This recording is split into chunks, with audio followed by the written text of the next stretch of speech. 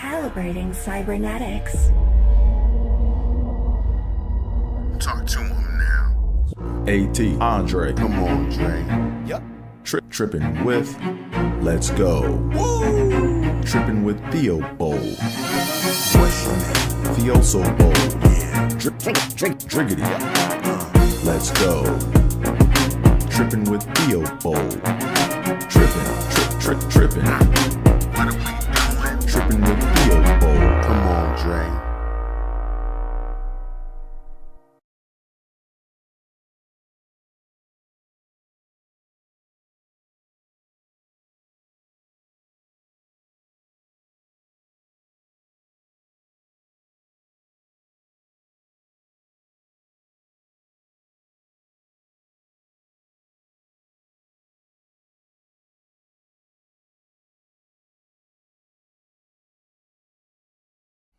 Mic check 1 2. We on? There we go.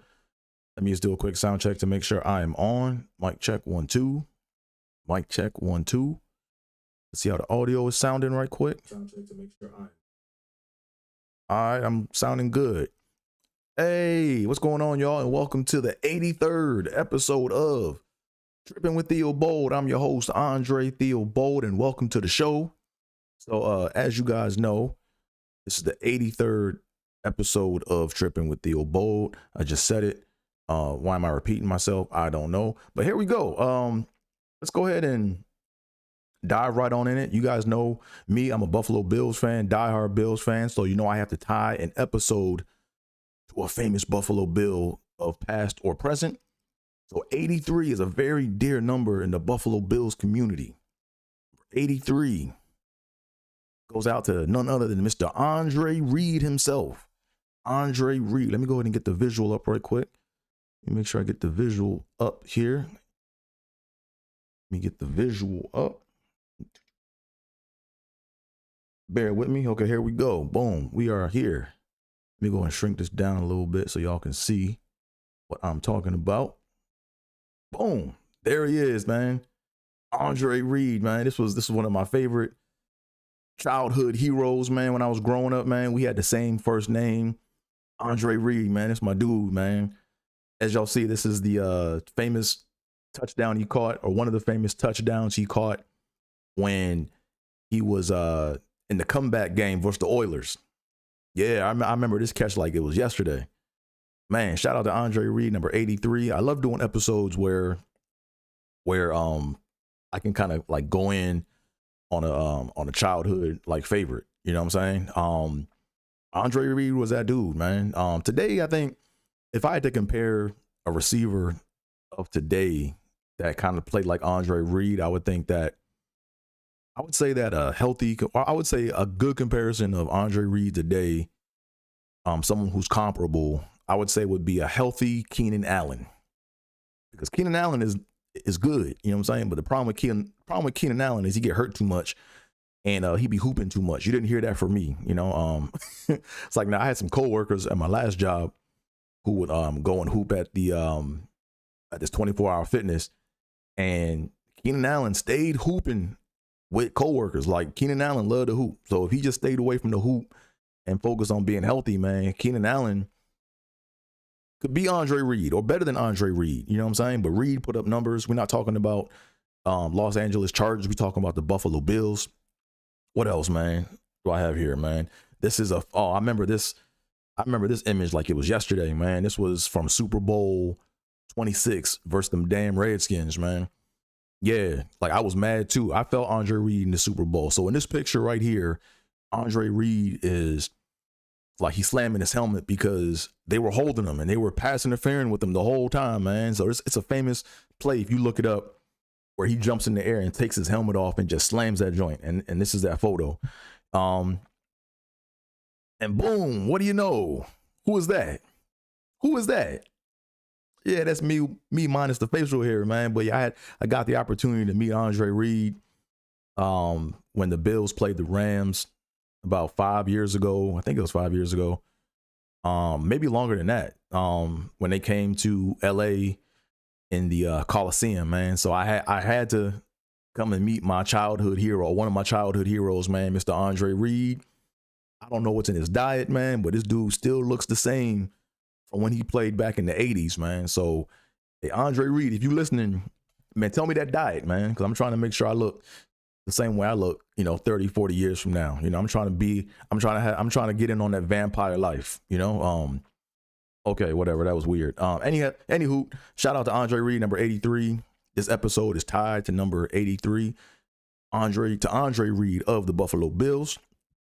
So let's see what else we got going on today in our neck of the woods. Let me just look at the agenda because I'm trying to be professional. What's we got going on? Yeah, so we got to do the tongue twisties. As y'all know, I grew up with a speech impediment. It's not all the way gone, so catch me if you can. So I like to do tongue twisties. So to me, what tongue twisties do is they help tangle up the gap between the brain and the mouth to make sure that I'm not tripping over myself. This show is called Trippin with Theobold, but we gonna try to prevent less trippage. But if we trip, we just gonna say, man, come on, Dre. So here we go. Let's go ahead and get on with it. Here we go. Y'all can read along with me or listen to me trip up. So since today is May 19th, we're going to do the 19th letter of the alphabet, which is the letter S. So here we go. Let's go ahead and read along with me. Let me go ahead and make it bigger so y'all can see right quick. There we go. Maybe move to the side a little bit. So yeah, let me just do something like this so y'all can see part of my face. So we can do this. Okay, here we go. All right, here we go. S. She sells seashells by the seashore. One more again. She sells seashells by the seashore. She sells seashells by the seashore. Oh, I messed that one up. She sells seashells by the seashore. I said seashore. 7 slick slimy snakes sliding slowly southward. 7 slick slimy snakes sliding slowly southward. 7 slick slimy snakes sliding slowly southward. I added an extra slowly, but we gonna move on. What else we got? Susie's shirt shop sells pre-shrunk shirts. Susie's shirt shop sells pre-shrunk shirts. Susie's shirt shop sells pre-shrunk shirts. The sad soldier should shoot soon. Man, that's a hard one. I said the sad soldier should shoot soon. The sad soldier should shoot soon. The sad soldier should shoot soon. One more again. The sad soldier should shoot soon. And the last one, here we go. 66 six shooters. 66 six shooters. 66 six. I messed that one up. 66 six shooters. And there we have our tongue twisties all out the way for the day. Let me just go ahead and make sure my audio is good, because I want to make sure I'm not sounding like an Autobot in this joint. So let me go ahead and go back. Let me check the audio right quick. Make sure my audio is good. I want to make sure I'm not sounding like an Autobot. Okay, I think we good. I like where I'm at. I'm in the pocket right now. Okay, cool. We are moving along. So what else do we have on our agenda for today? So yeah, so last week, man, this is a very birthday heavy month. So I'm gonna do some quick birthday shout outs, man. First I want to let me just first shrink this down a little bit so y'all can see my face. So y'all can see me to see where I'm coming from.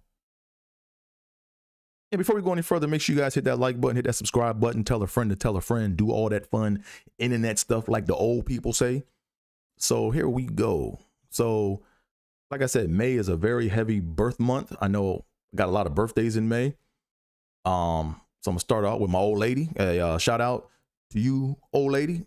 Well, you're not old, but my old lady, Miss Terry. We had a fun birthday day we had a fun birthday day celebration. So let me do some photos, show y'all what we did. Here we go.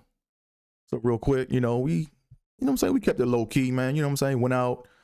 I'm a firm believer that birthdays are the individual's day. So you got to celebrate however you want to celebrate your birthday. Let me go ahead and adjust something right quick. So bear with me right quick. Hold on a second. There we go. I'm back. Yeah. So yeah, I like I think birthdays are personal. Birthdays are a personal celebration. I'm I'm a firm believer of, if you want to be left alone on your birthday and not talk to nobody, that is your God-given right. You know, you got to do whatever is going to make your day for that day. You know what I'm saying? So I had the opportunity to celebrate my birthday with my old lady.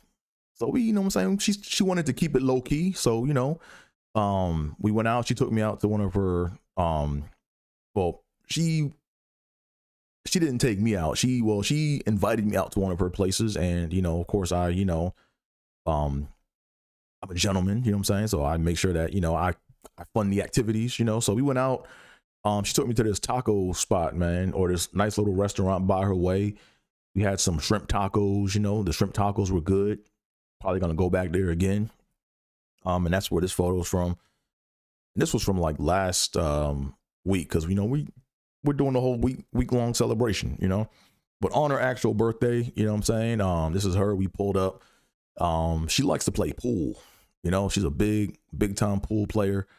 I wouldn't say, I mean, yeah, she's here's what I would say.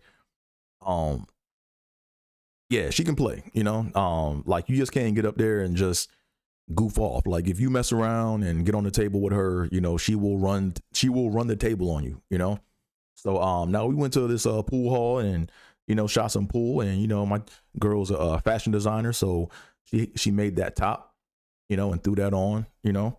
And this is us at, the pool hall shooting pool, you know, just going through some photos. See, look at her, man. She got the stance, the pose, like she know what she's doing on the pool table. But she couldn't beat me on the pool table, man. She couldn't see me on the pool table, man. I won 2 games to 1. You know, I let her have a game, you know, because I scratched on the 8 ball. But I'll let her tell you that story. You know what I mean? But, you know, shot some pool. You know what I'm saying? Kept it simple, low key. Then we went to our favorite Korean barbecue spot, had some Korean barbecue food, and then, you know, had some birthday cake, ice cream, and we called it a night, man. And it was a real fun time. So, babe, happy birthday to you, and many more. And next week we have a baseball game we're going to. You know, she's a big Red Sox fan, or she's from Boston, so she's a Red Sox fan. The Red Sox are in town playing the Angels, so we're gonna go check out a Red Sox game next week, and that will be that. So happy birthday to you, babe. There we go. That's how you do it. And then my grandma's heavenly birthday is going to be on the 21st, right?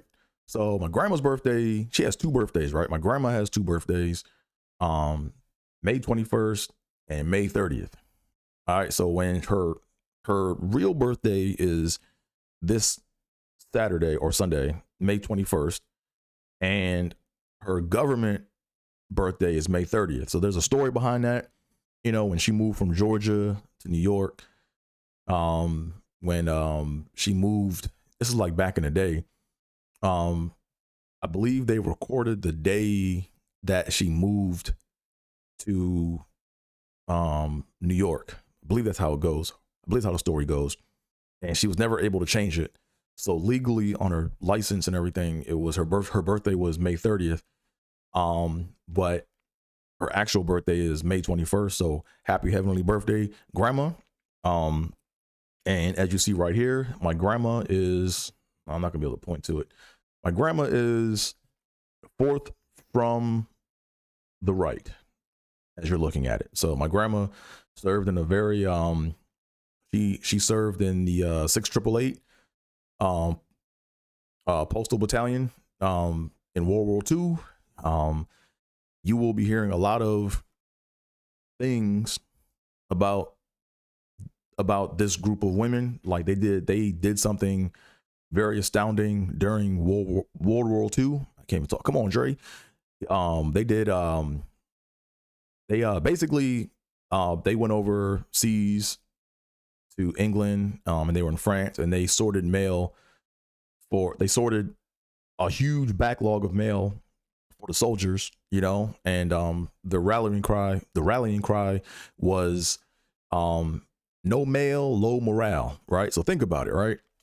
If you off at war, and if you don't know when you're coming back, if you don't know when you're gonna see your family, and your family can't get in touch with you, you know, your family might move on without you, you know, because they might think you're not coming back, you know. So yeah, I like to think of these women as the internet of World War II, you know, like without them, there'd be a lot of families with half brothers and half sisters, you know, because they kept the soldiers in touch with their families, you know. So coming up next month in June, me and my mom are going to England and France to see the exact path that my grandma took during World War II. Like it's a tour where we basically go the same route and walk in her footsteps that she did during the time when she served in World War II. So that is dope. The trip is costly. Like I'm not gonna front, man. That trip hurt, but it was worth it, man. You know, like as soon as the opportunity came up, as soon as the tour got announced, they were saying that, hey, they basically made the tour available to the family members first. But they said after this year, it's going to be a crazy wait list to even get on this tour. Like we're talking like years to even get on this tour. So me and my mom were like, you know what? We got to pony up and we got to do it. You know, we got to do it to honor grandma. We got to see what she did. And I'm excited. I leave out in June. I'll be gone for like almost like 2 weeks, roughly 2 weeks, but it'll be my first time going to Europe. So I'm looking forward to that. So yeah, I'm definitely going to have an episode on that. I'm going to have lots of photos. If I can go live over there, I'm going to try to go live over there. Like obviously I'm not going to be able to bring all this equipment with me, but you know, I might just go live on IG. So make sure you guys follow me. You know, AT is where it's at on most forms of social media. So yeah, so happy heavenly birthday or happy heavenly birth week to my grandma. Happy heavenly birth week / birth month to my grandma. Happy birthday to my girl Terry.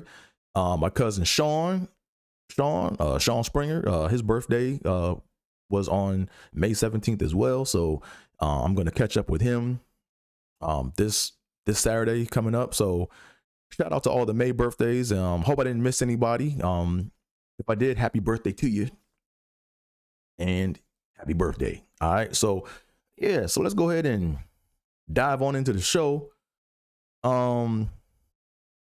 So I basically ordered everything the way I ordered it. I put my grandma like second in the birthdays because my grandma had a saying which ties into the purpose of this episode, right?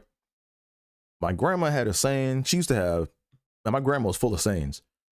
You know, she was full of all types of sayings. You know, like she used to always tell me, if you make a dollar, save a nickel. Or she would say, if you make a dollar, save a dime. If you can't save a dime, save a nickel. But make sure you save something. You know, my grandma was a big saver, you know. But she had all types of like sayings, you know, like these little quotes. But the one quote that ties into today's episode is my grandma used to always say, you know, if you don't like somebody's rules, if you're staying in somebody's house and you don't like their rules, you can always get out. Just leave. That's my grandma, you know? So today's episode is entitled, What's Your Number? What do I mean by what is your number? All right. What do I mean by what is your number? What I'm trying to say is, or trying to get to is, what is your dollar amount? How much, like what number is enough for you to be like, you know what? I'm good. You know, like you got to have a number, right? Because, you got to have a number, man, because if not, you will be allowing yourself to be getting breastfed by a company or a corporation. And if you allow a company or a corporation to breastfeed you and you just think you're going to stay on breast milk for the rest of your life, you're in for a rude awakening. They going to cut your ass one day, you know? I had something unfortunate happen to some friends of mine in the industry. I'm not going to give any names or where they're from or what industry. But Now, people that I do business with on a regular basis, um, got some very heartbreaking news, man. They showed up to work one day and the owner waited until after their shift, and the owner gave them an envelope and said, you know, this is it. It's final. You know, thank you for your services. And that was it. No heads up, no warning, no nothing. Just gone, you know? And I had a similar situation like that happen to me when I was at my previous employer. You know, they we went to a meeting. All I did was I got a meeting invite one day to a meeting, and it was a meeting full of strangers, and I could tell by the language of the email that I was getting laid off, you know what I'm saying? But it was like less than like 24 hours from getting that email where I got cut, you know? So that's why I'm like really big on just knowing my number, right? That number can be anything, right? It can be a number, it could be your savings account, dollar amount, like what's your goal? Every time you start a job, you need to have, in my opinion, you need to have your like get out of jail free card, or you need to have your number to where you know, like, you know what, if I walk away or if they cut me, I'm good. Because when you work for a company or a corporation, you don't own anything at that company. You don't own anything. So if you're going there working 80 hours a week, busting your ass and just doing all that, when they show you the door, they don't owe you nothing. So make sure that you capitalize and you get what it is that you went there for, right? So like, I started a thing where I'm like, you know, every job that I work has to be tied to something, right? So I'm not going to tell you my exact numbers or my plan, but this is for you, right? This is educational. This is something that y'all should be thinking about, you know? Like, your dollar amount could be, you know what? It could be a credit card, right? You may have a credit card that you're trying to get knocked out, you know? And when you work a job, you might say, you know what? Once I get this credit card paid off, I'll reevaluate where I'm at. Or you know what? That might just be enough for me. I'm out. I'm good. I'm done. Right? Or you might have a savings account goal, right? You might have a dollar savings account goal that you have. Right? And once you reach that goal, you know, can you walk away? Or if they cut you, can you be like, you know what, I'm good? Right? It could be a number of stock shares. It could be anything. But just what is your number? That's your homework for today. I want y'all to go and I want y'all to determine what your number is, you know? So the reason why I bring all this up too, another reason why I bring this up is because we got to talk about the job situation, man. You know, we got to talk about the job situation. As y'all know, Ja Morant, basically he was on IG Live, and he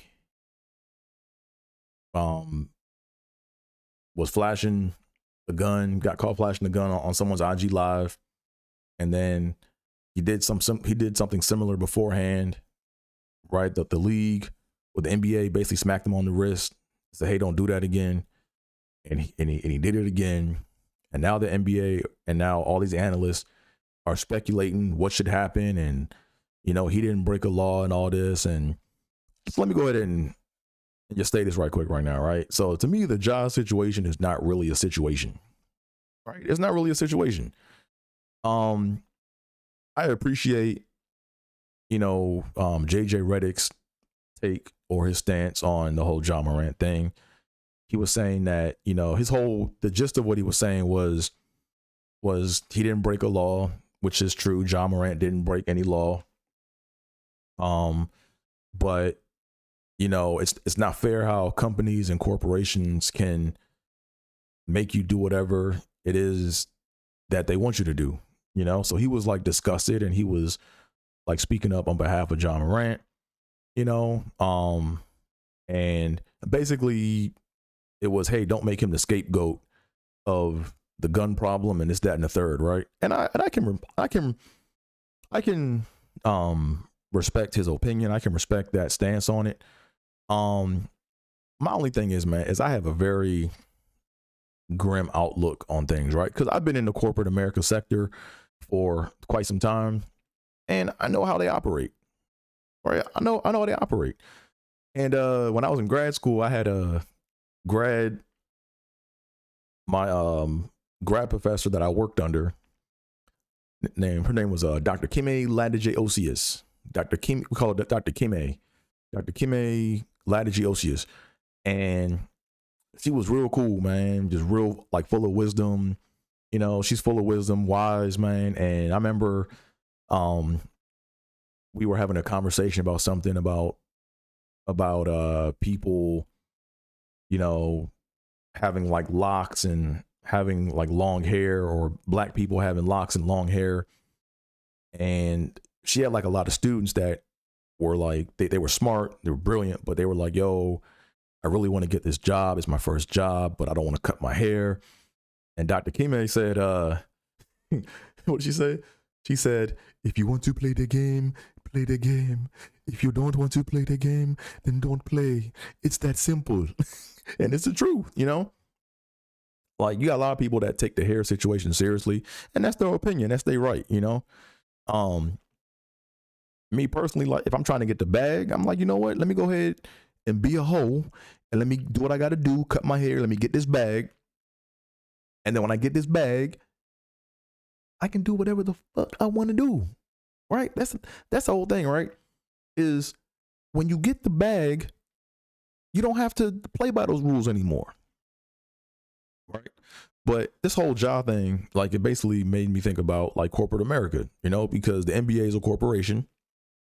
They have a right to say whatever rules they want to impose, as long as they're within the confines of the law. And you gotta play by the rules, man. You know, I don't like it. I think a lot of corporate America rules suck. Let me give you an example, right? Like, in my field, or in my days of working in corporate America, I've had to take countless hours of just bullshit training. I mean, this training is nothing. It's a waste of time. And I have to charge, I'm mad I have to take time out my day to do these trainings, right? Right. We got like sexual harassment training, all this sensitivity training stuff, all this stuff, right? To me, that training is stupid, because I'm not there to be personal with anybody. I'm there to do a job and go the fuck home.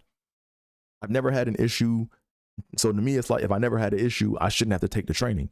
But if I didn't like taking that training to the point to where it was like really bothering me, I got a choice. I can get the fuck up and leave. It's that simple. But I need this check. I need this money. So I'm going to do what the fuck I got to do so I can keep getting this check. That's why I say it's important to have a number, know your number, right? Because if you just go to work every day and you just get used to living off of the breast milk of corporate America, you know, and you just get used to that shit and you have no end game, they gonna have an end game for you, you know? And it would suck to work 80 hours a week for like 30, 40 years of your life. And then when they just cut you, all you got to show for it is a plaque that says thank you for your service, if you even get that.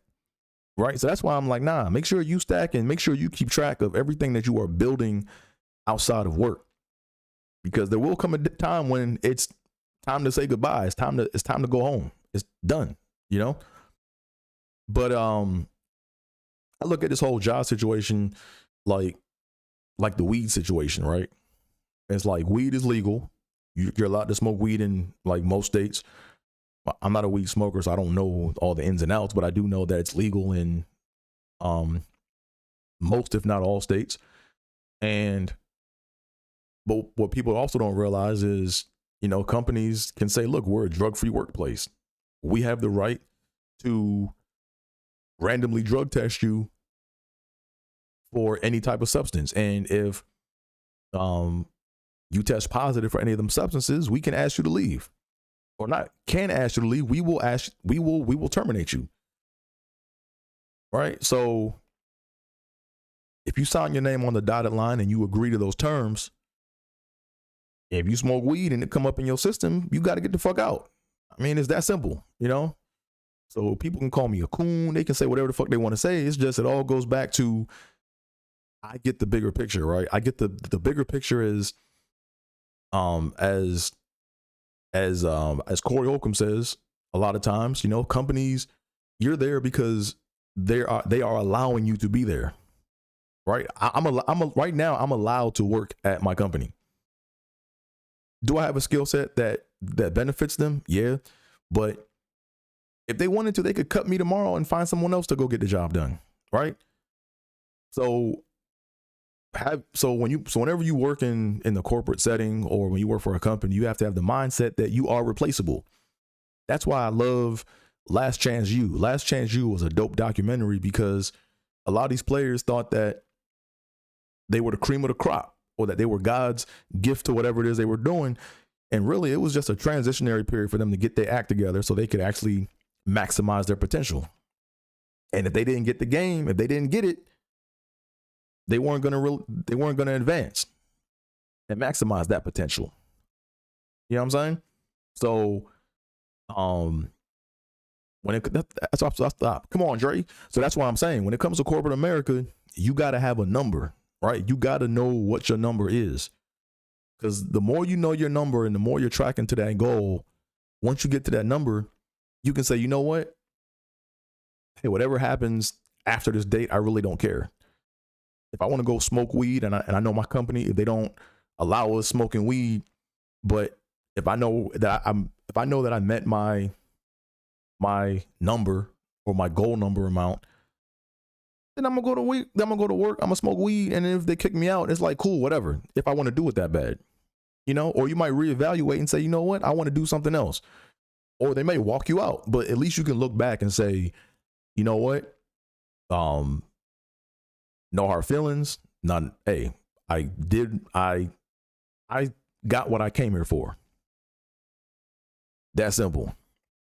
So here's the thing, man. With John Morant, like I don't feel bad for him now, and I didn't feel bad for him when he messed up the first time, because to me he didn't really mess up. He just made a decision, right? End of the day, I do not know what his personal goals are. His personal goal could have been, you know what? His number could have been, you know what? I'm cool with just getting $200,000 in the bank and a pair of signature shoes, and that's all. And I'm cool with that. That might have been his goal. That might be all that he wants. So if that's all he wants, then let the man. It's a free country. He can do what he wants. You know. So you got people up here getting mad at the NBA and getting mad at John Morant. Man, save that energy, man. You don't need to get mad at nothing. He made a decision. He's going to be cool with it one way or another. And that's why, you know, I don't really put, like, I remember I used to get so worked up when I'm still a fan of like sports, but I used to get so invested in personal players on my team or whatever that I root for that, like, I know right now, if I was a Memphis Grizzlies fan, and if I was in my 20s and if John Morant did this shit, I would be livid. I would be mad. But as I've gotten older, it's like, you know what? These dudes make millions. They have the opportunity to make millions. He don't know who the fuck I am. He don't give a fuck who the fuck I am. So why should I care? You know, it's just I mean, yeah, at the end of the day, I want the best for I don't wish any bad on anybody, but it's like, he's an entertainer, you know? He gets paid to entertain. And his goals might be, you know what, like I said, his goal may have been to just make 200,000 and leave the other 240 million on the table and just get a pair of signature shoes.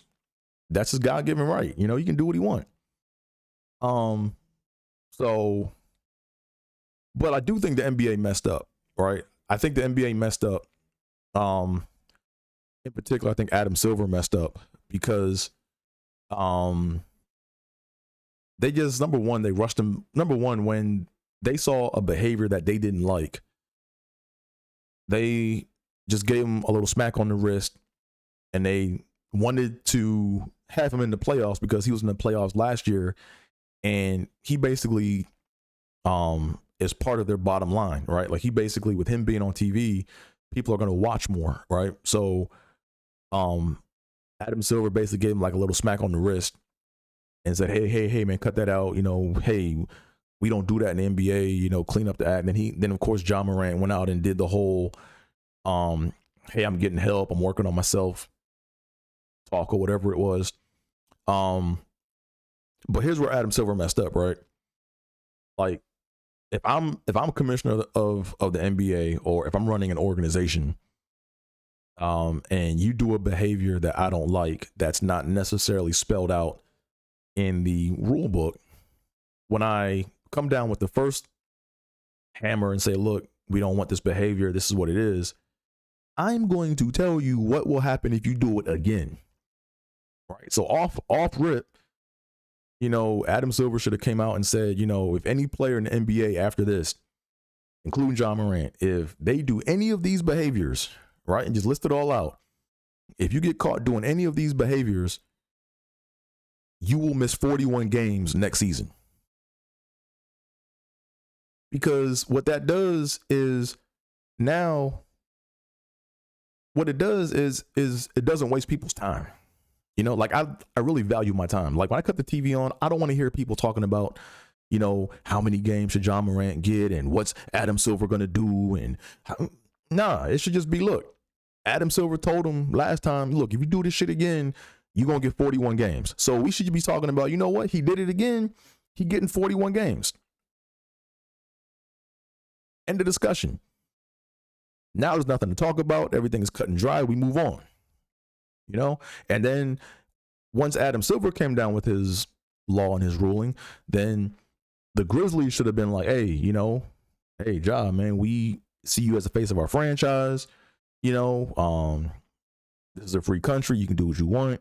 But if for whatever reason, if you miss 41 games because of conduct that's not accepted by the NBA, that $240 million purse that's down the road, that shit gets cut to $120 million. Right? Just lay everything out on the table. Right? Lay everything out on the table. Tell people what the consequences is going to be. So when they do the shit, it's like, what's coming. Like, why play games and like, why waste time with people? You know what I'm saying? Like I know of a situation where, or I've seen situations in the past where you had like tenants. In the lease, it says clear as mud. In the lease, it says do not modify. You cannot modify anything on the premise without written consent from the property owner or property manager, right?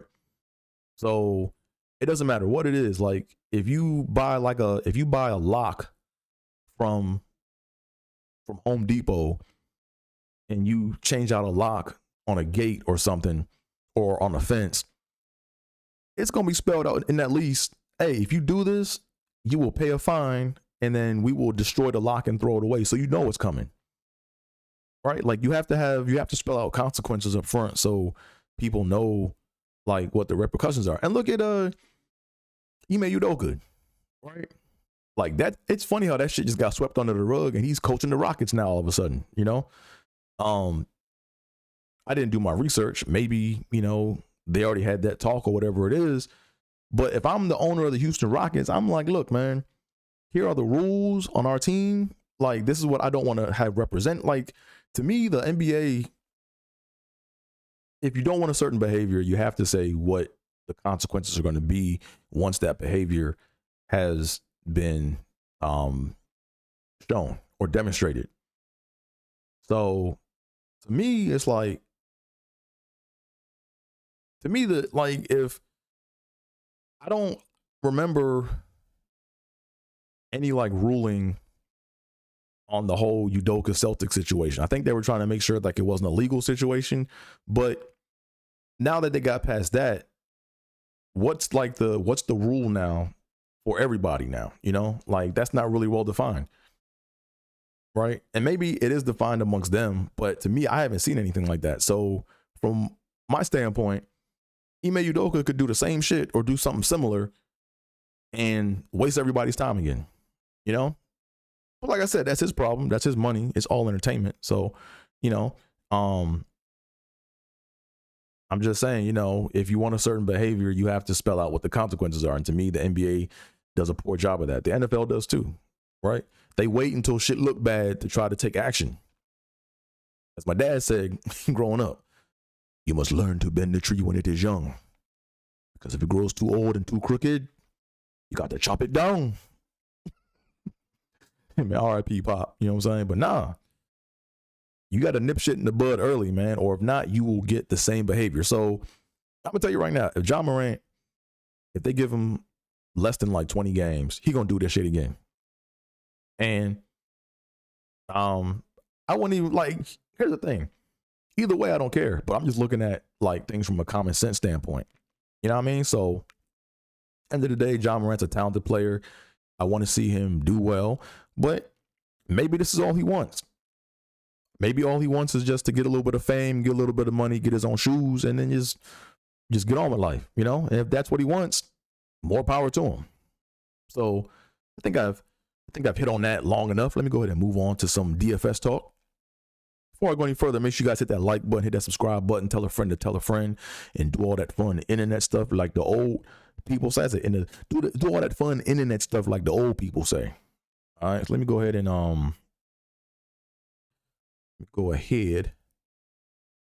let's move on with the next section of the show, because now we're going to talk some DFS talk. Because you know me, look, you see the numbers behind the screen, you see the numbers behind me. You know what I'm saying? I'm all about numbers. I'm all about numbers. You know what I'm saying? Like, that's why I play DraftKings. That's why I play DFS, man. Because if I get to my number quicker, I can get the fuck on. Like, I don't, like, you know what I'm saying? I got my numbers all planned out, all mapped out. I got the long con numbers mapped out. But if I can play DraftKings and get there quicker, more power to me. Like people kill me, man. You know what's funny? A lot of people, like, when they get like a lot of money or like a large sum of money, they want to, oh, let's go take a trip. Oh, let's go get flew out somewhere. Or it's, oh, let's go do this, let's go do that, man. Just put that money in a credit union and let that motherfucker sit, man, until you know the plan for that money. Because as like I said before in some older episodes, right? There's a correlation between your savings account and the freedom you're willing to speak up at work. Right? Like if you got your savings account stacking and you got tens and hundreds of thousands in your savings account, when you go to work, you're not fazed by nothing. Oh, I got to go home. I'm fired. Cool. Bye. Peace.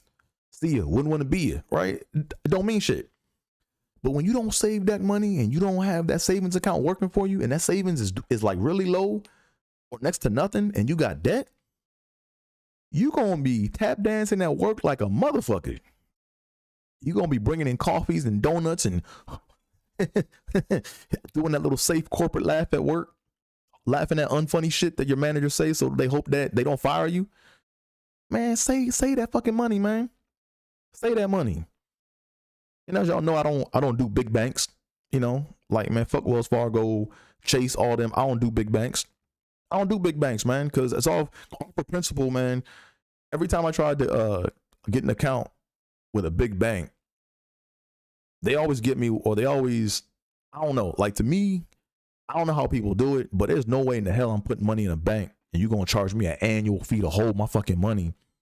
And then I got to keep my money above a certain amount. If not, then you gonna find me, man. Fuck out of here, man. Nah, when it comes to my money, like, nah. That's why I only mess with credit unions, man. Because, you know, I want to make sure that I get that FDIC. I want to make sure that my money is insured. You know, and I don't want to pay no fees on my money in a bank. Hell nah. So, like I said, man, know your number and make sure that you know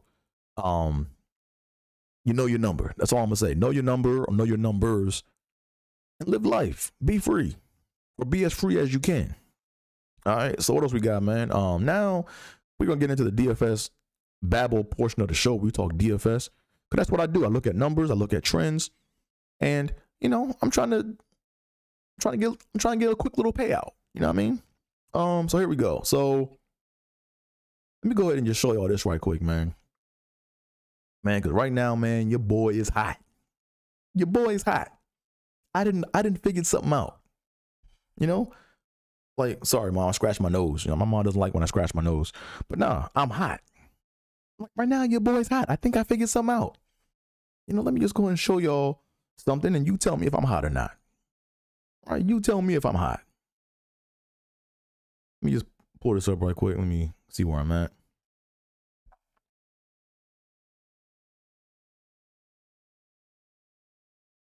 Here we go. You tell me. You tell me if your boy's hot. I'm going to make this bigger so y'all can see. But maybe it's me. Maybe I'm not that hot. You know what I'm saying? But you tell me. You tell me. Look at this for the past couple days, man. Look. Oh, you guys can't see that yet. There we go. You guys tell me. Is your boy hot or what? Is your boy hot or what? Holla at me, man. I didn't figure something out. Look, here's the thing, right?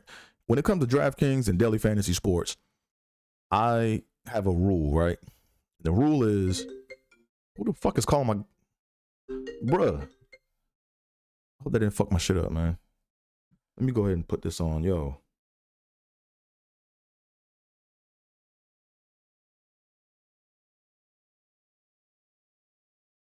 Sorry about that, guys.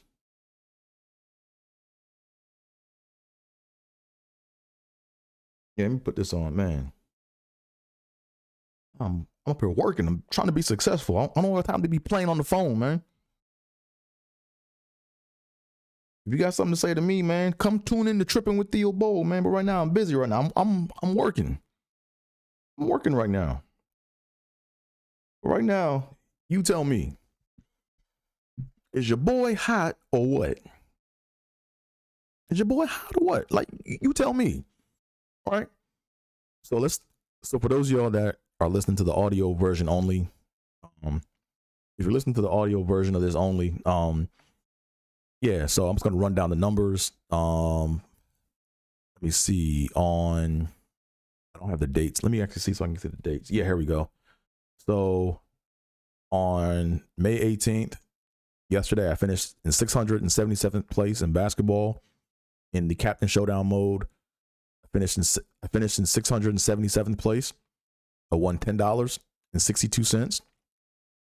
On May 17th, and the NBA Captain Showdown mode, I finished in 4,000. I finished in 4,273rd place out of like 20,000 people, and I won $6.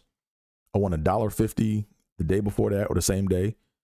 I finished in 9th place out of 3,600 people, and I won $27.50, right?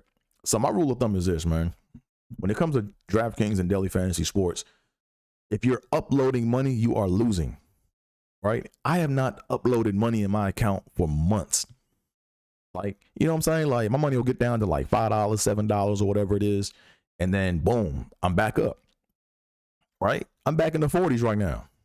You know what I'm saying? But your boy has figured something out, and I'm here to kind of give y'all some hints as to what I'm doing, or you can keep doing what you're doing and keep getting the success that you are getting, if you're getting any.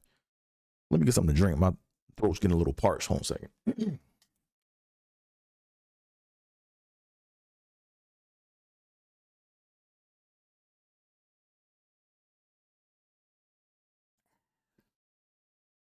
All right, let's go ahead. Let me go ahead and show y'all what I'm doing, right? I'm not going to go through a whole lineup. I'm going to let y'all, let me just check my audio, because that was weird how I got a phone call directly to my computer. I want to make sure my audio is not messing up on me.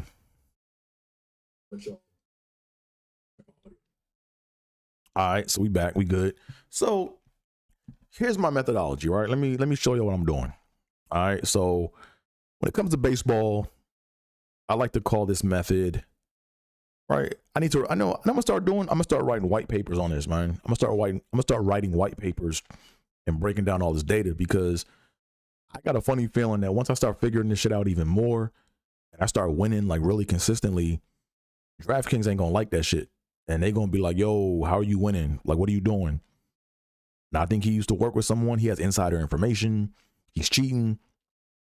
And I want to make sure like I have a white paper to where if I ever got to go to court and I got to go defend myself, I can show you and show you what I did each time and replicate my success, right? It's all about replication. So let me go ahead and how am I gonna do it? Let me go make this like a little bigger so y'all can see what it is that I'm talking about. So boom, baseball, right? So oh, I don't like how this is doing that. So let me go ahead and just share with y'all. Oh man, I hate when this does that. Let me just shrink this down a little bit so we can see all the people that we need to see. Oh, that's weird. There we go. That's good enough. Let me go ahead and move this over. Boom. Okay. So the first method I like to, like when I was in grad school, I used to write research papers and white papers and term papers or whatever. And we had these big fancy names for the research that we did. So this method, the first method that I'm going to talk about with baseball. So with baseball, for tiers, right? Because when you're in regular season and there's a lot of games being played, tiers get you into the action a lot quicker. You know, you can get into the action a whole lot quicker, and you just have to pick players within. You have to basically, you have a subset of people to pick from, and you got to just pick those players. The highest number of points wins. So the method that I'm going to introduce to you for baseball that has been getting me consistent wins is it's called tracking winner placement in categories, right? I need to probably come up with a better name for that, but it's called tracking winner placement for categories, right? So I don't look at, so when it comes to baseball, I don't look at numbers, right? I'm not looking at, like, so when I say I'm not looking at numbers, for example, for Bryce Harper, I'm not looking at him scoring 10 fantasy points on May 17th, or I'm not looking at him scoring 25 fantasy points on May 13th, right? I'm not looking at any numbers. I'm not looking at those numbers. I'm looking at the placement of, I basically look at the perfect list for the day before, and then I take the perfect list from the day before, and then I look at where the winners of each of those tiers placed respectively within that category. And then I try to basically pick a similar player along those lines. And that's how I've been able to win a little bit, you know? So for example, let me just go ahead and let me go ahead and do one example for you guys, right? So basically, okay, today is May 19th. So let me go to May 18th. And I'm interested in looking at the perfect lineup for yesterday's tiers, right? So perfect lineup for tiers, May 18th. There were 4 games that were played. It was a 4-game pick'em slate. It was a 9:30. So it was a 9:30 game, or I think the contest all started in the morning. And when they start, it's weird. Like when you play morning games versus afternoon games, I think the data is a little different, but I'm just trying to get in and get out and be quick, you know? So here we go. Let's see, you guys can see this a little better. So boom, here we go, right? So now we're looking at the perfect lineups. Well, we don't even have to look at the perfect lineup. All you got to do is go back to the projections, go back to May 18th. Then we're looking at tiers. I'm gonna start off with tier 6, right? And then for tier 6, right? For tier 6, I want to see who scored the most yesterday, right? In that tier. So Lewis Robert Jr. for the White Sox scored the most fantasy points. He scored 8 fantasy points. And then I want to say, okay, let me see what he did. Let me see what Lewis Robert did in each of the other categories, right? So in value, Lewis Robert was first yesterday. In salary, he was first.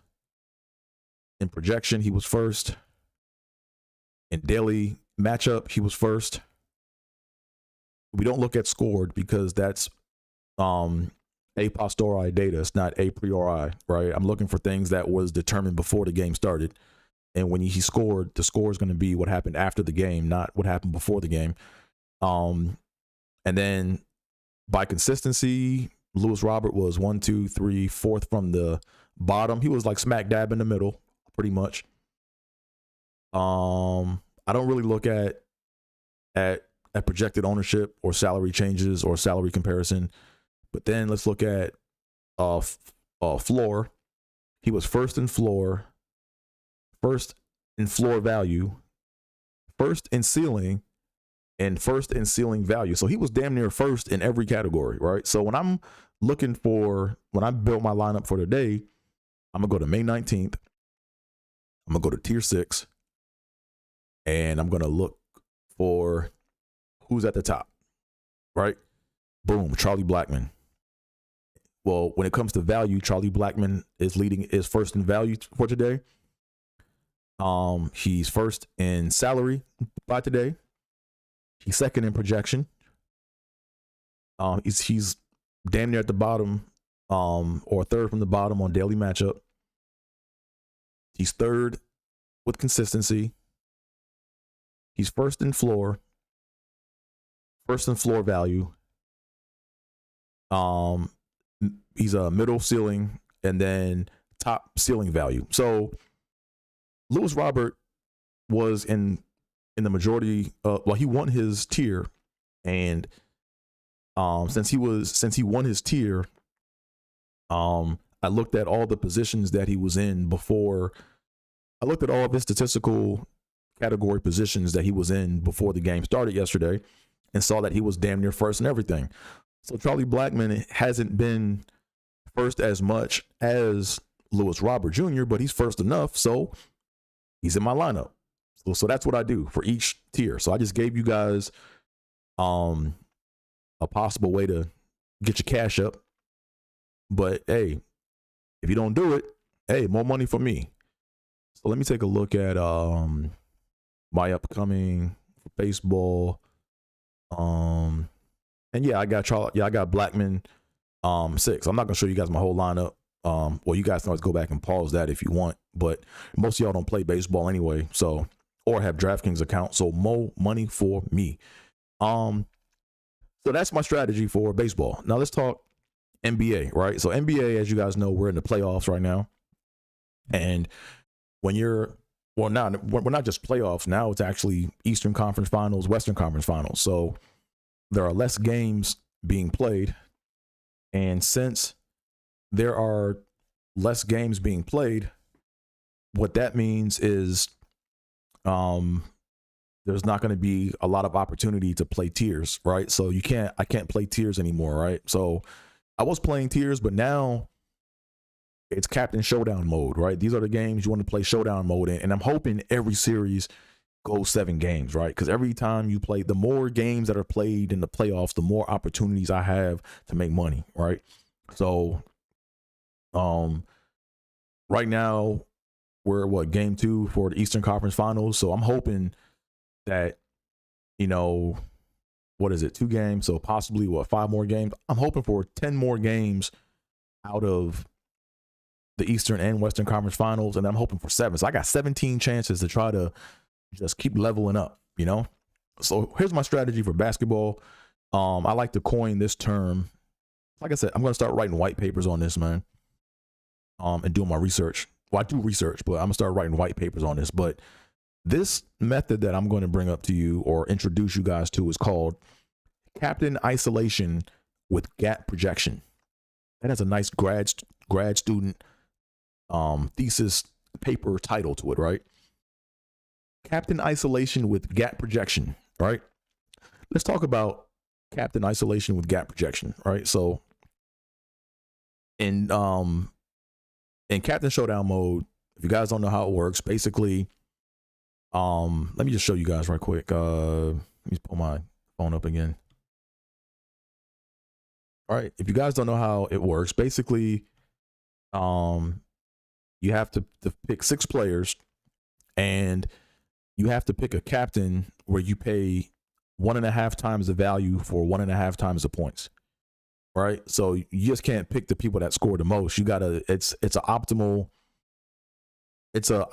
value kind of thing. You have to be able to pick a captain that will allow you to pick other players in your lineup that will get you more points. Right. So what I've seen with this whole Captain Showdown mode thing is basically I do my research on the captains, right? And the funny thing I've noticed about the captains that win are you have to be able to project when they're going to exceed their projection grossly, right? So that's why it's called gap projection, right? So let me show you what I mean by gap projection. So let me just look at a random player for NBA, sort by salary. All right, let's take a look at Jimmy Butler, right? So it would help if I could bring this down so you guys could see it, right? Okay, here we go. There we go, right? So if you look at Jimmy Butler, right? On May 17th, actually, was he the captain that won? So let's start with the perfect lineup for May 18th. And then let's go and take a look at actually May 17th. And let's take a look at, yeah, so Jimmy Butler was the captain, right? He was the captain in the winning lineup. And let's take a look at the data for Jimmy Butler, right? So, when you look at Jimmy Butler, right, what I'm looking for in a captain, and it's been pretty consistent, you know, it's been pretty consistent. But from the last game, if you noticed, on May 17th, he put up 63 fantasy points, right? So here I look at the numbers, but I don't, right? What I do is, I'm looking at the gaps, right? I'm looking at the gap between the blue and the green. And then I count, right? Because that's basically, you know, whatever algorithm DraftKings is using or whatever algorithm they're using to project or to come up with the projections, they're getting it wrong or they're in error, right? So I'm looking for when the blue dot is above or way above the green, or at least to where they're not touching, right? So for example, when you look at Jimmy Butler on May 17th, and you count back, right? If you count back, he had 1, 2, 3, 4, 5. He had 6 games between you had 6 games between where he had another gap where he exceeded the projection, right? So if you go back to so the dates or the scores of interest or the dates of interest would be April 16th, April 24th, April 26th, and that's it, right? So he had 2 games in between April 16th and April 22nd to where, you know, he had his next gap, I call it gap performance, right? Where he exceeded where he basically exceeded his projection, right? So he had 2 games in between that, and then he had 1 game after that where he still finished significantly above the green, right? So when you look at that, you know, I say to myself, okay, well, Jimmy, and this is for the whole playoffs. So my next theory is, what I'm going to say is this, right? So for May 19th, Jimmy Butler, I think the most he's going to do is, I'll give him 62 points max. I'll give him 62 fantasy points max based off of based off what we're seeing before. Right. And then I basically say to myself, okay, let me take 12 and divide that by 60. Or how much does 60 cut, or how much does 6 cut into 12? And 6 basically, if you look at May 17th, he put up 63 fantasy points. And he basically, if you look at 6 or 6.3, 12.2K, right? So 6 into 12. He basically did a little more to the right than the midway point of that 12, if that makes sense, right? So all my captains, when I pick a captain, I got to be able to see I got to be able to look at that number that I come up with and say on average or whatever it is, that it has to be more than half of the dollar amount value. Right?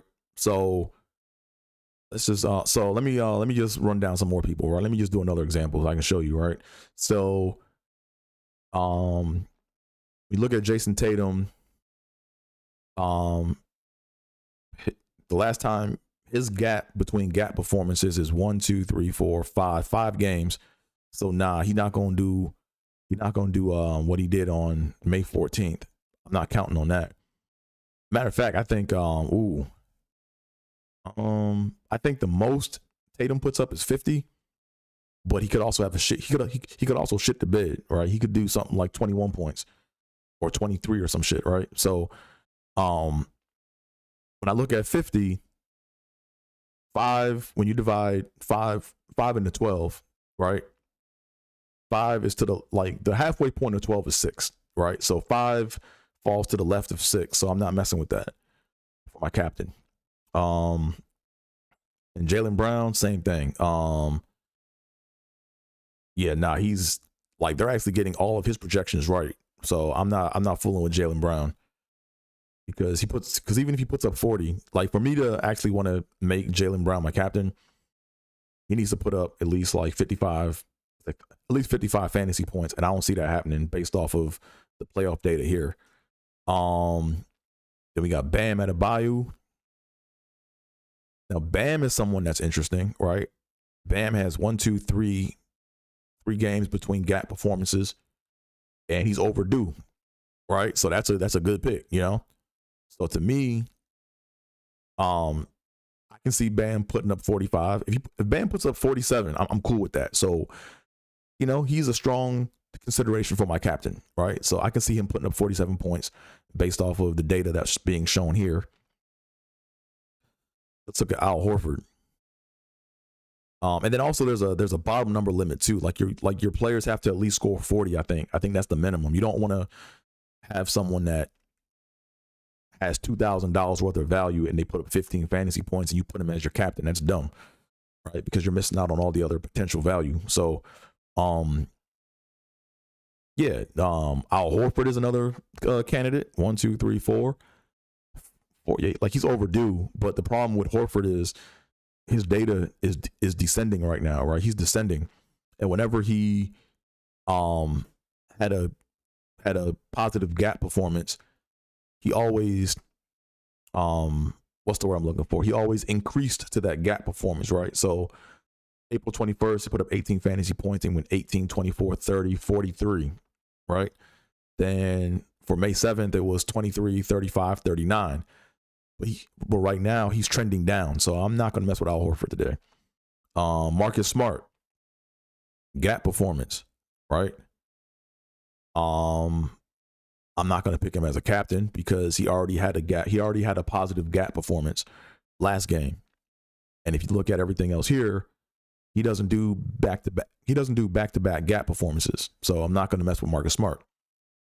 All right, you guys get the point. Now Kyle Lowry.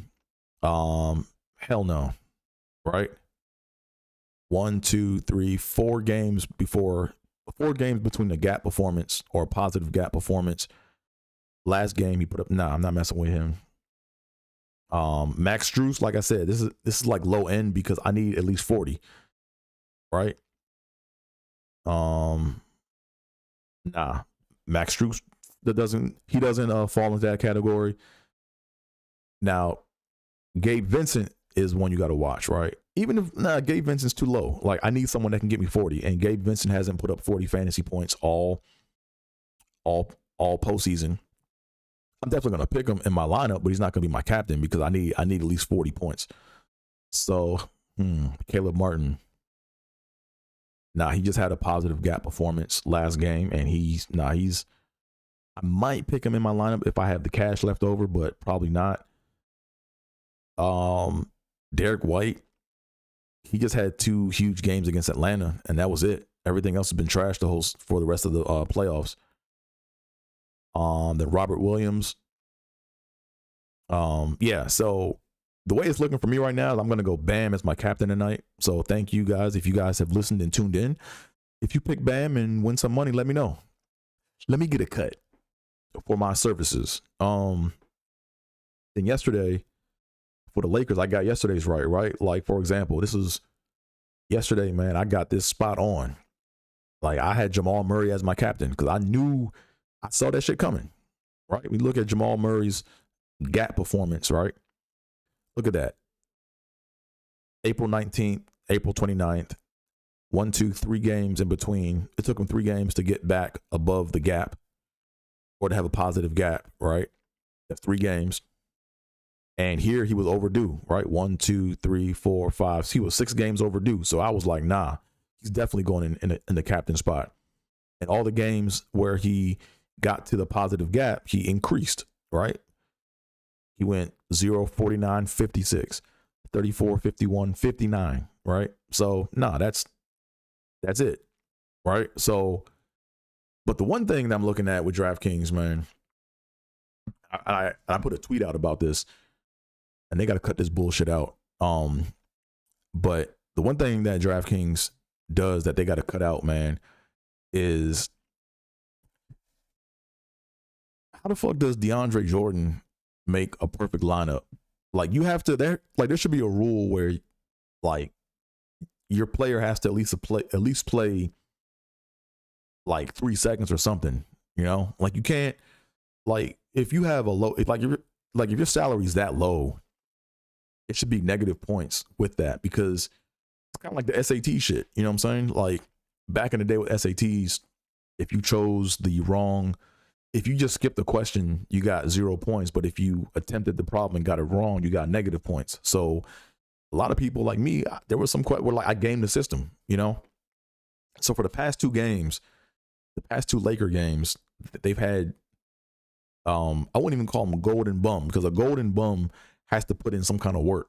These dudes didn't play 1 second, and they were just so low. Their salary was so low that, you know, you were able to put them in, and that's not right, man. You know, so I'm looking out for that too. You know, I got to come up with something to make sure I know when to pick a player that's not going to play, that's going to give me 0 points, you know, for cheap. So there you have it. Your boy is hot. Hopefully I can stay hot, you know, and get to my number so I can really be extra comfortable, you know, as I navigate these corporate streets. Before I go any further, make sure you guys hit that like button, hit that subscribe button, tell a friend to tell a friend, do all that fun internet stuff like the old people say. Then see what else we got. I'm about to wrap up right quick. What else we got? Okay, did that. So what do I have coming up? I got some shows coming up. This Tuesday, I will be at Tumbleweeds in Huntington Beach. It's a dive bar, or it's a bar. It's a workout room. I think I'm doing like 20 minutes. So I got to get my material that I'm working on right now. I'm working on some killer Buffalo Bills material, and I'm working on some killer Iowa material, you know? So, yeah, I'm going to work through that. I'm going to work through those 20 minutes. Man, my throat, man, it's getting dry doing all this damn talking.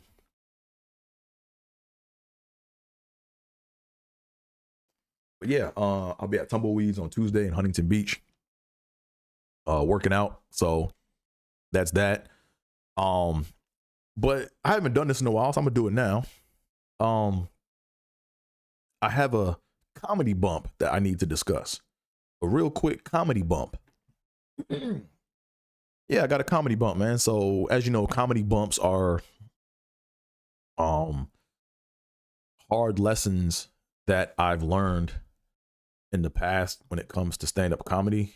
They're not fun lessons to learn, but they're lessons, and I share lessons with I like to share my lessons with people, so you know, they don't make the same mistake that I did or that I do, you know. And it's all about growing. It's all about, you know, just like sharing knowledge. But I made the same comedy bump mistake twice in the past month, and let me go talk about it. So, the comedy bump mistake that I have made. Oh, I didn't mean to do that. The comedy bump mistake that I have made is basically it's called piggybacking off of other people's advice. Right? It's minor, but I gotta cut this shit out, you know, because it has like people get snappy, and that's how shit kind of, when there are sparks that fly and there's octane and butane around, shit can explode quick, you know. So I got to do a better job of that. So basically, when I watch comedians perform, I like to, like, I'm always studying, I'm always watching what they're doing, or listening to what they're doing. And if I see something that they're doing, it's like, if it can help them, it depends on, I have to ask myself, can this person receive advice? Like, how good are they with receiving advice? And not only how are they with receiving advice, but how do they see themselves in relation to me, right? Because to them, I could be a bum, or I'm a little pissant, you know? And if you're going up to them saying, hey man, is it cool if I give you a note or give you some notes? You know, a lot of them might be like, a lot of times when you do that, most comedians are like, I don't want to hear it, but to save face, I'm gonna make myself sound good. So let me go ahead and just pretend to listen, you know? But if you just kind of like blurt something out, you know, a lot of dudes, and they're not ready to hear it, man, it can get ugly, you know? So anyways, I saw two comedians, both have status over me, like both have like way more followers, they get way more burn on stages than I do, you know, and they're funny as they should right now, right? With their body of work and their path, they are where they should be at, and I'm where I should be at, you know. But basically what happened was, I saw one comedian on stage, like before his set, he said he was gonna work out, or not work out, but he was gonna do something new that he was nervous about. And he got on stage and he wore something that that an audience member jumped at and just got on him, right? So that's like another reason. One thing I learned is just, I don't wear print when I'm on stage. I don't wear anything with print while I'm on stage, because if people are trying to understand that or read that, or if there's a better joke before I even get on stage, I'm setting myself up, right? But anyways, he got on stage. Someone said something about what he had on because of the words on it, and the crowd reacted like that was funny. And at that moment, he had a choice, right? It was either destroy that heckler and put him, like, just shut him up quick, or just don't even address it and just get to your material, you know? So he kind of addressed it, you know, but he kind of kept, he was trying to be nice, you know, and he kept like pecking at him, but it was like nice. And then it just, when his comebacks weren't really hitting like that, you could kind of tell he got like a little rattled, and then he would try to get into his material, and then the material didn't flow the same way because he didn't put the fire out, you know? So me and a few other comedians are back, or like kind of like behind stage or in the back, where we're like watching, and we're like, yeah, he's doing this. Yeah, he should have did this. And then even one of the comedians were like, yo, are you going to tell him, or do you want me to tell him? You know, and they kind of had that conversation, and then he came off stage or whatever. And the comic basically gave him, he was like, hey man, when you did this, man, you got to do this, man. You got to put him out, man. You got to put him out, you know, or you got to make an example of him, right?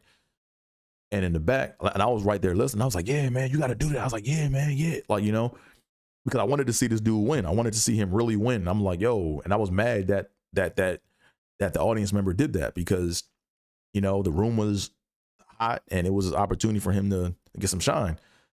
And the moment I said that, dude, man, he's like, man, shut your bitch ass up, man. You ain't nothing. So I was like, oh shit, let me shut the fuck up. I said, sorry, excuse me. I went off, right? So that was my bad. I had to keep my mouth shut in that situation. I had to shut the fuck up, you know? So I made that mistake. Then I made the same mistake a few weeks later where I saw another comedian who's like even bigger status. You know, we're hanging out, and there was another comedian that came through to give him advice on his set that we both saw. And he did a joke about something that I liked, and he pointed it out, and I was like, yeah, do that. And the dude looked at me and was like, not the guy that was getting the advice, but the dude that was giving the advice looked at me he kind of gave me that look like, all right, nigga, shut the fuck up, you know? So I got to do it. Like I said, I got to do a better job of like, you know, my shit not figured out. So I shouldn't be co-signing on nobody's shit, right? So all that co-signing shit, I got to cut that shit out, you know? And it's not I'm not doing it for clout. I'm doing it because like, yo, I see it. And I'm like, I'm trying to, well, whatever. Like I have to make sure that I know my status and where I'm at. And I got to do a better job of, if people want my advice, they'll come to me for advice. If not, I got to learn to just shut the fuck up, you know? I got to learn how to shut the fuck up and just have a Coke and a smile, you know? So that's my comedy bump, right? That's something that I'm working towards. I just got to bite. I almost have to like just know it in my head. And then if they ask me or pull me aside, that's when I have my opinion or give my feedback, right? But it is what it is. I'm still growing. I'm still learning. Is what it is. Also, in closing, like I should have did this up front because I don't like to end on a sad note, but I kind of have to put this out there. Man, RIP to Nathan Camp, man. You know, I just found out he passed away. He's a comedian in the Orange County community, or when I first came out here to Cali, I was in Orange County. And Nathan Camp, man, was a funny dude, man. That dude was funny, man. He was very cavalier, very very smug. A lot of the comedians now that are like successful know that like they like respect him, or they respected him back then, you know, like years ago. So RIP to that brother, man. Man, yeah, he was a real I remember like he was always cool with me, but I didn't really know him that well. But I remember what happened. I remember one time I saw him at this one coffee house that we used to work out at, all the comics in Orange County. It's a spot called Max Bloom's. And he was down there one night. And he just had the microphone and just got on stage. Like he basically was on stage and he got off stage. And then he sat on the couch and just chilled and just kind of kicked back with the microphone in his hand, and was saying a lot of shit that was like, yo, it was true, but a lot of people just didn't have the balls to say it, you know? And I remember laughing so hard, man. My head was hurting, man. I was like, yo, this dude's funny, man. So, man, RIP to that brother, man. Yeah, I don't like to end with that, but I like to always make sure, you know, that I give people propers where their propers are due. You know what I'm saying? So with that being said, I think I've said everything I need to say. Once again, happy Mother's Day. Happy belated Mother's Day to all the mothers out there. You know, Mother's Day was last week, but you know, we covering it this week now too. Before I go any further, AT is where it's at on most forms of social media. So follow me. I don't know how my screen did that. That was weird. Yeah, AT is where it's at on most forms of social media. So follow me. And with all that being said, I'm out of here, folks. Peace.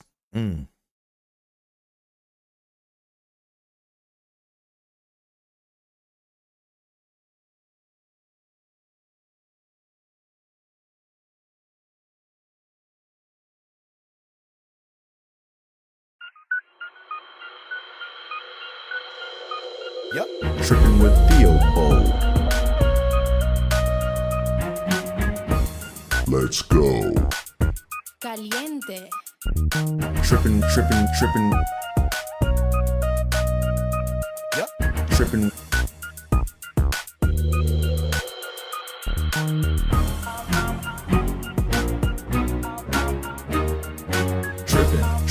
Trippin. Trippin with Theobold.